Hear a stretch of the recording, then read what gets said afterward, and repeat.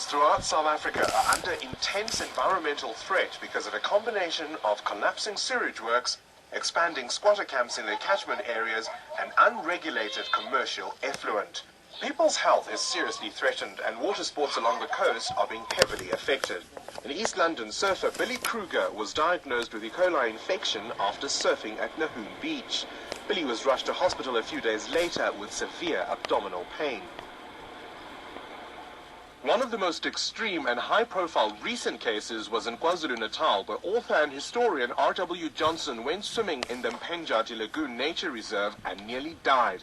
He contracted necrotizing fasciitis, a flesh-eating organism that breathes in sewage sludge and gets into the bloodstream. I stubbed my toe.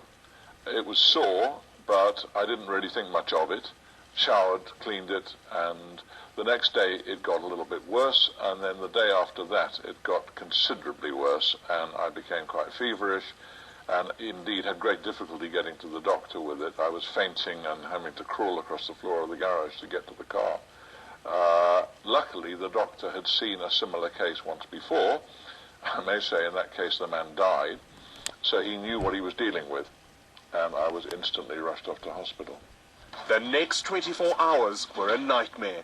All Johnson's systems failed, and doctors were forced to amputate his leg above the knee to remove the flesh-eating organism. He was unconscious for a month, and there was slim hope of him surviving. 89% of people who contract necrotizing fasciitis don't make it. It is almost a miracle that I'm alive. You know, you don't imagine that cutting your foot on a rock while you're swimming in a lagoon is likely to be that serious. Highly polluted rivers and beaches along the coast are run by different municipalities and are in differing states of collapse. But the most surprising in this litany of failing sewage systems is Cape Town, generally regarded as a well-run, efficient city. The Cape Town metropole has 27 rivers emptying onto its coastline, and only one of them is 100% safe for recreational use. A recent report by the city states that the river and coastal water quality is poor and poses a serious threat to the health of its citizens and the environment. I'm upstream near the source of the Hout Bay River. All along the Cape, our rivers are pristine like this near the source. But it's when the water empties into the sea that the E.Coli levels are simply off the charts. At Hout Bay Beach, my feet would not be in this water.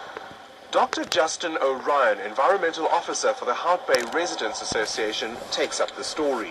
We have a river which runs from Table Mountain source all the way down to Hout Bay Beach, and about 2/3 of the way down we hit a very serious source of contamination. And essentially we have a whole lot of people living in a very densely populated area, inadequate sanitation, and almost all of the feces is draining off this area down into the stormwater, into our river. And the key thing here with the Hout Bay River is that it empties onto a very busy beach, and therein lies the contact for being contaminated by the river.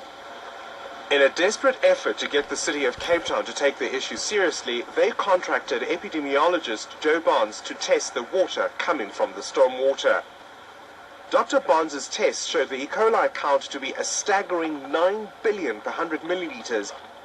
The acceptable standards are around 1,000 per 100 millilitres. Unfortunately, it ends up being close to or the same as an open sewer. It's that bad. This polluted water is extremely dangerous.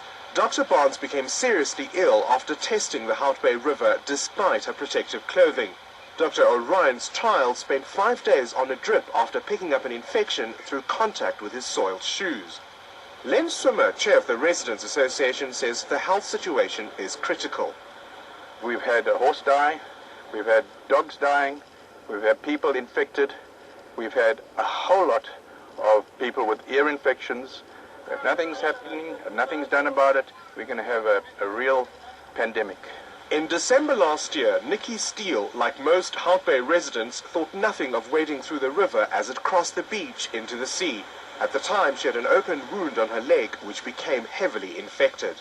I went to the GP and he sort of checked me out, and what had happened was I obviously had a bacterial infection because any other cuts on my body had become infected, and did all the usual tests to find out, and he suspected it to be E.Coli. At its worst, what were you going through?